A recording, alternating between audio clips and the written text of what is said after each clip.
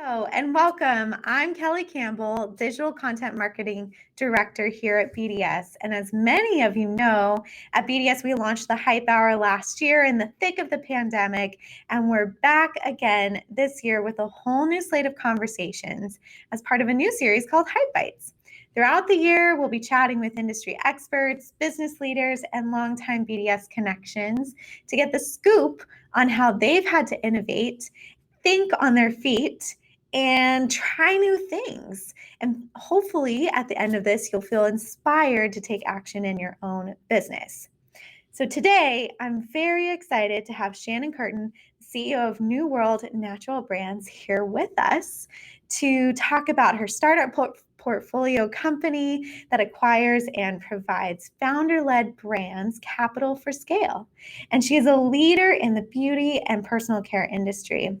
She previously served as SVP North America Consumer Beauty for Coty Inc., Group VP and GMM of Beauty and Personal Care at Walgreens Boots Alliance Inc., and she started her corporate career with Walmart. I'm very excited to bring her on and talk a little bit more about what she does and how she's had to pivot herself over this last year. So let's bring Shannon on.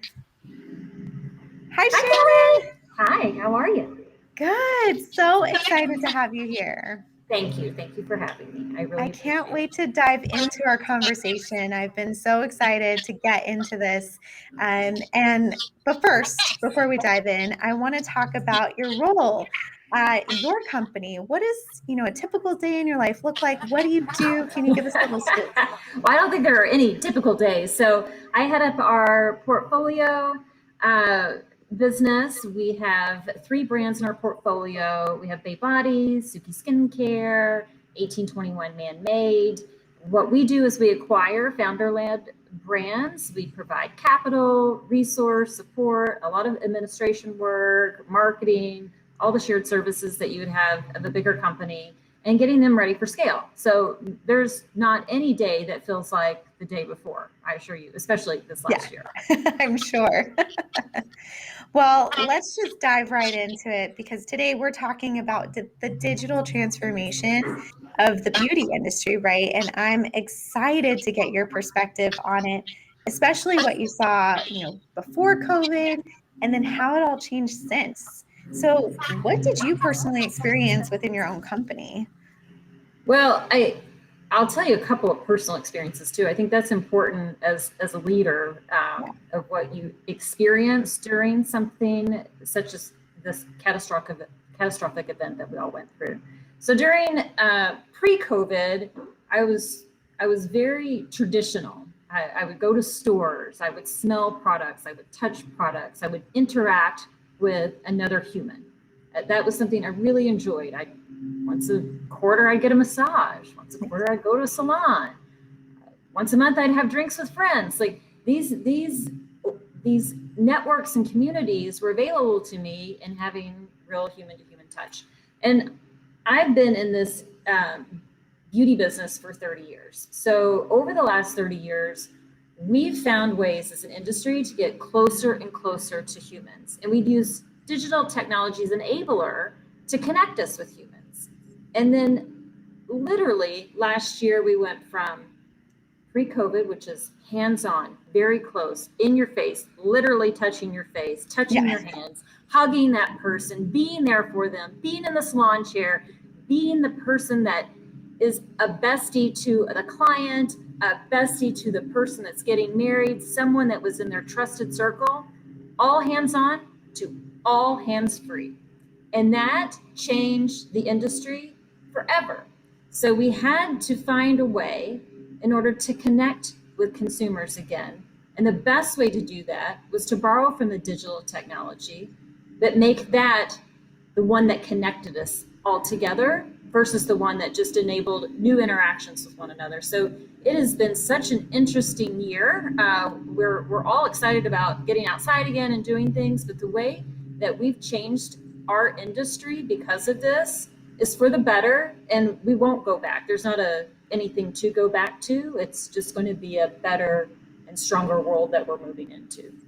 Yeah, there's definitely no reset button, right? We can't just press that and go forward. back to how it was. I think there are different things about this new world that consumers have become accustomed to, changing behaviors, and now it's second nature to us versus before it was very unfamiliar. So I had a similar experience to you as well, where I would go into stores testing out all kinds of makeup products and just really immersing myself in what makes sense for my lifestyle.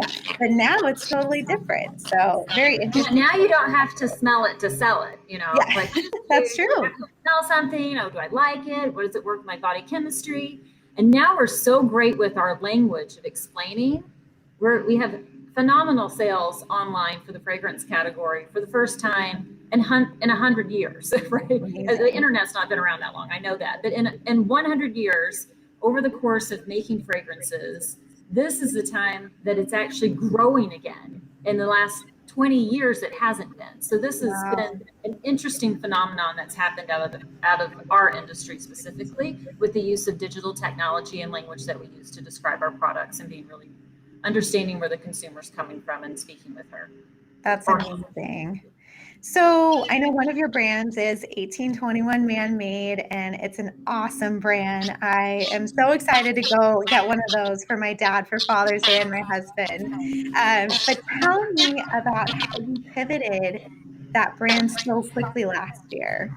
What was, so something sure. that you this learned? is This has been such a crazy story. So New World Natural Brands is just 3 years old. So I'm the second CEO of the company. I've been a CEO in catastrophic event longer than I've been a CEO in non-catastrophic event.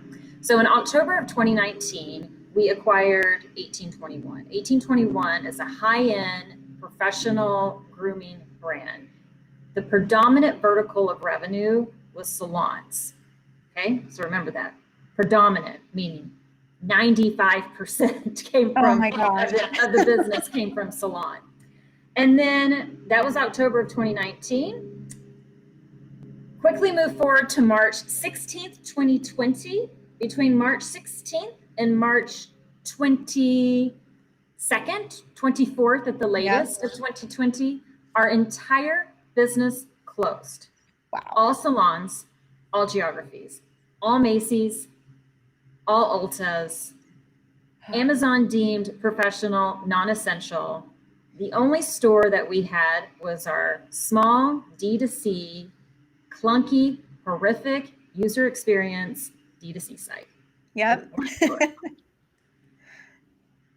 That at that moment, we had to pivot pretty quickly and find a new path for growth. Yeah. And the very first step was, we got to fix our site, we got to fix our content, we got to fix our user experience, and make our site a touchless salon. We have to do that. Then we have to find our consumer. Step number two, find your consumer. Where Because are we they? always had someone in between us. We Yeah. always had a salon professional that was the conduit for the conversation. And now we had to have the conversation, which that brand is young and not had to go through that experience before. And number three, we decided to help our salon partners, because at least we had one store open, they had none, right? So those were the three initiatives. Yeah. And the magic happened when we found our consumers, because we realized our consumers were looking for us. And then this beautiful epiphany happened, and some magic started to happen after that moment. I love that. I love when you call it magic, right? Because I think, yeah, your customer can be the magical unicorn that you're trying to get after for so long. And I mean, tell us a little bit more about what you found out about your customer base. Sure. So that magic, I want to turn that into financial terms for the team. Yeah. Okay. So that was happening in March. We worked really hard and diligent. April, May, June, July, August. Okay. So we were building momentum. We were going through a brand refresh. We were having consumer conversations. We were becoming digital, obsessed with digital ways to communicate with our consumer. We were pretty digitally savvy because the brand was born in that time period, but having that conversation and using their articulation of our brand to push out marketing materials, to push out Facebook materials, to push out product creation. And by the time that November 2020 rolled around, we were generating 2 years worth of volume every 30 days. Wow. From being completely closed to being completely open in a whole new space. So at the end of 2020, we had gone from less than 2% of our sales being our own site to today being 32% of our site on a business that will triple its size this year from when we bought it in 2019. And the reason that happened, the success of why that happened, was because we got maniacally focused on finding, step number 2, find our consumers. Where are they? Have a conversation. And keeping the community together was really important, not alienating our professionals. We were providing tons of content and information to them, and also allowing them to use our platform to sell products. So they would, we would do a revenue share with them for our mutual consumer that gives them a chance to earn money in a time when the PPP wasn't given out yet, and times were very, very challenging for the professional industry. And we kept working on step number 1, which is more content, better user experience, better brand experience. What do these guys want to talk about? Where are they? Can we be there for them? And that's the magic that was created for us during that time. Yeah, that story just gave me chills. I'm sure so many other leaders out there are facing the same situation as what you faced last year and trying to decide what's the best way to go forward. So, what advice would you give to another leader that's maybe going through the same process and trying to figure out, do I put more into my DTC site? Do I lean on my third party partners? And they're just unsure what path to take next? What would you tell them? Yeah. So this is just based off my experience, of course. Business models and business leaders need to be flexible, and that's just a regular Monday, right? That's not even considering the flexibility and the flexibility muscle that you need during the really tough times of a business. And what I like to think about when I go back to March, it reminded me of, if you're walking somewhere in the dark and there's no light, the leader has one hand in front trying to feel their way, and then one hand behind them. Sometimes the team is screaming and kicking and not wanting to come along, but you grab them by the hand and you all walk towards a new path. You have to remember, you don't know the answers in a situation where your entire business closes. Yeah. It stopped. We were out of business for 7 weeks. 7. And we finished up 2020 stronger than we did in 2019. That's a lot of hand holding. That's a lot of crying together. And that is us working through something we haven't had to do before. But what kept us together was flexibility. And inflexibility and arrogance and denial will ruin any business. Yeah. The converse of that will grow a business with the right energy and mindset put together on the right path. I have a painting down in my basement where my kids have their playroom, and it says, "Difficult roads often lead to beautiful destinations." And when I look at that, it really summarizes perfectly what we went through this past year with our 1821 business. And while we were doing that, when we were on that path, we were just searching for our consumer, searching for our client, searching for our customer. And if you keep your eye focused on the end game, not what's happening in between the matches, but the end game. Yeah. your organization will be so much stronger for it. And the bond that you have together with your consumer really becomes so strong. You can still break it if you break your trust. But if you don't do that, if you stay core to the principles, you get to grow together quite beautifully over time. That's amazing. I know we've seen it on our end. Buyers want to buy from people they know, they like, they trust. And building that trust is so key to that relationship and making sure that they feel like they're being heard, right? That they're being understood and their issues are your issues too. So I think that's just such a wonderful story and a good lesson to us all as leaders. Especially going into this next year as things start to, seemingly get back to normal, to keep that in mind going forward. That's a great piece of advice. Yeah, stay properly paranoid is what I'd also tell the leaders. Like, when the sun shines, just be ready for a drop of rain here and there. Absolutely. Because then your team will always stay on their toes, right? You don't want to let your guard down, because our consumers, I cannot share how much and express how much I am thankful for them, because they kept our business alive, strong, and growing.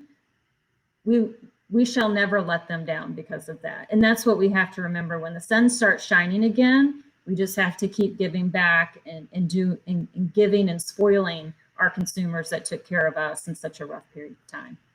Amazing. Well, I just so appreciate you coming on board to our Hype Bite today, Shannon. Thank you Your for having me. leadership, your insights are so valuable to our community of leaders here at BDS and beyond. And thank you so much for joining us. Thanks. Thanks, everyone. Well, as we wrap up here, definitely keep an eye out for our next Hype Hour episode of 2021 coming down the pipeline in June. Join us live as we kick off that next episode of Connected Commerce and really the journey back to retail and what that looks like going forward. We'll be in touch. Thanks, everybody.